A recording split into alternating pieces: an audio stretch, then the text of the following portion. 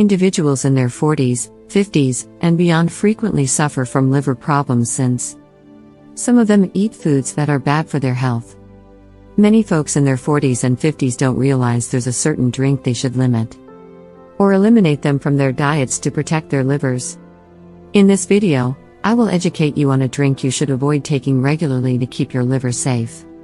Regular consumption of alcoholic beverages should be avoided by those in their 40s and beyond due to the toxic compounds they contain, which can lead to dehydration.